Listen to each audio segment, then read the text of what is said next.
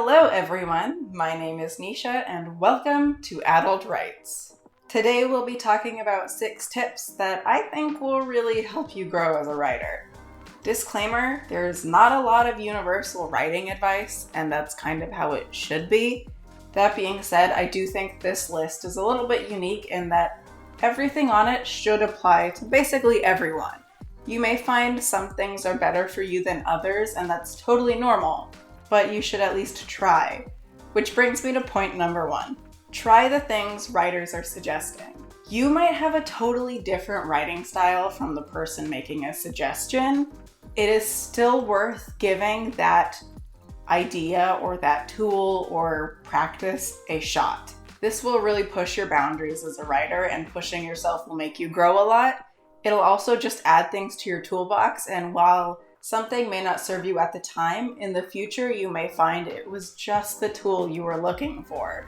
For example, if you're a total freestyle writer and you do not like outlines or plots, but then you get to a very heavy fantasy idea that you have, you're probably going to need a little bit of plotting to help you along the way. Maybe. Don't let me tell you how to write your story.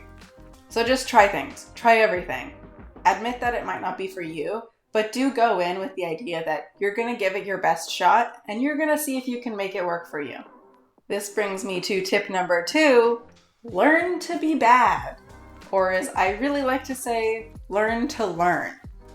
When you first started school, either in preschool or first grade or wherever you started your schooling journey, you probably didn't know how to read, you didn't know how to do math, you didn't even know how to count, you couldn't tie your shoe. You were bad at all those things. And that's okay. That's the starting point.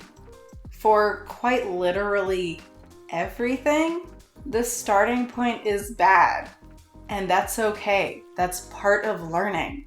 And it doesn't matter if you are 2 or 10 or 30 or 60 or 153.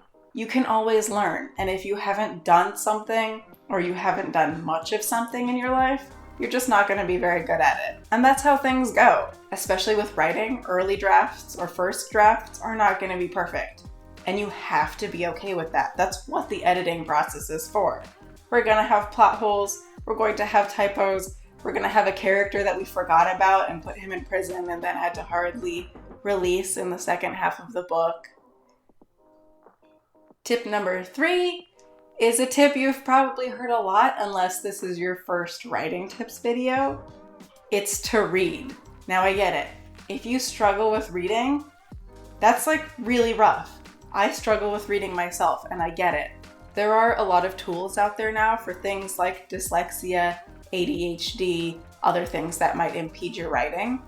Looking into therapy is often a good option if you're not sure why you struggle so much with reading. But for some of us, reading is just simply work. And for me, it is too. Any reading is better than no reading though. So pick up an audiobook if actually sitting down with a book is hard for you. Though I will say that having that physical book or even an ebook tends to be a little bit better for actually studying the craft, as you can reread things, examine things, make notes a little bit better. But genuinely, an audiobook is so much better than just not reading at all. Part of why it's important to read is to study the craft, so reading in your genre and area is really important. It's also really important to know your comps and know where your book or story fits in the market, especially for indie authors or unagented authors. Point number 4 is give and get critique. This one will probably have to be its own video, but it's going to help you grow so much like everything else. You will not ever be perfect at everything in writing. Different people will have different strengths for you. For me, a big thing is having people help me with politics. I love writing romance and that kind of stuff, but politics in my books tends to be a little bit weak. And sometimes it's important to my stories.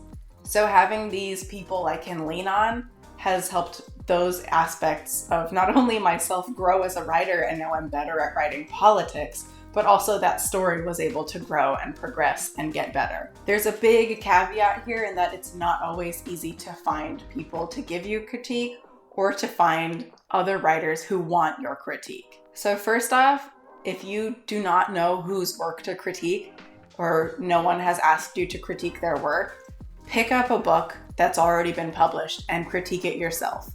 Go through it and ask why you like things or why you don't like things, from plot to prose to characters. Just do that for the whole book. And then as far as getting critique, it really helps to find people that you trust. Especially artistic types seem to be pretty good at offering critique usually, but you'll find great readers and great beta readers everywhere. So just look for people you trust and don't be afraid to say that someone's input wasn't right for you and that maybe they shouldn't be your reader. It really helps to look for people who like reading or consuming the genres that you write in or that you also enjoy, so that you're not asking your mother who loves romance to read a horribly violent and graphic horror.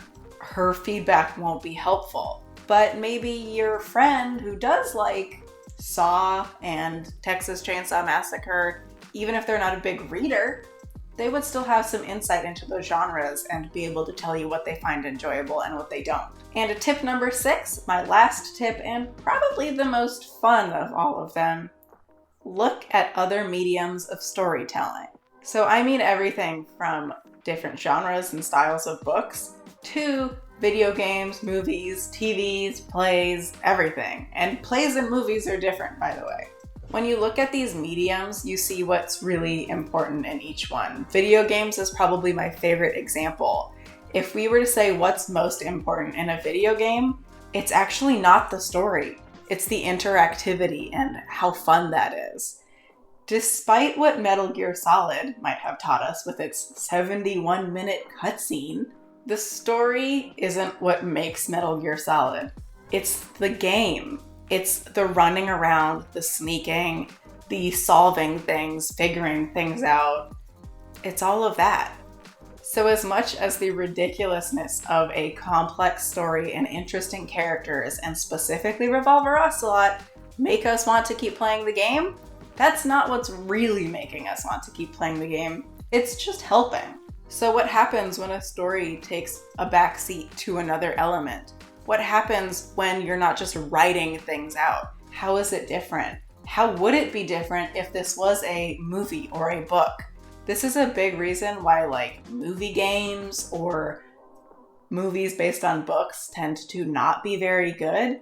If you think about taking a 16-hour story and putting it into 2 hours, that's a lot you have to lose. But movies are an amazing medium of their own, and most movies wouldn't really make for very good books if you think about it, because they're made to be a little bit shorter. And in this case, for book, I mean a novel-length book. There are obviously short stories, novelettes, novellas, so on and so forth, and you should definitely read all of those too. But looking at different types of stories and what makes them work, what doesn't make them work, and also dissecting their plot can tell you a lot, and you'll just keep learning. So basically, just find different opportunities to learn.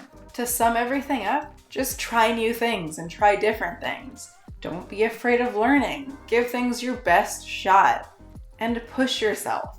I kind of based this off of what I try to do. I know there's a million more things that people can do to grow as writers or even just storytellers. So if you are a writer or any kind of storyteller, I would love to know what you do to get better as a writer. Genuinely, please tell me. I really, really want to know. My goal as a writer is to literally always learn. And that's part of why I created this channel, is because I feel like I've learned a lot and I have a lot more to learn. And I want to share that journey with everyone. So don't forget to like, comment, subscribe, definitely comment. I really, really want to hear your takes on this. I just love hearing people's opinions and thoughts, and maybe which of these tips resonated the most with you. So if you made it all the way to the end, thank you very much. I really, really appreciate it. I hope you enjoyed the video, and I will see you next time. May the writing gods smile upon you. And that's me. I'm the writing gods. All of them.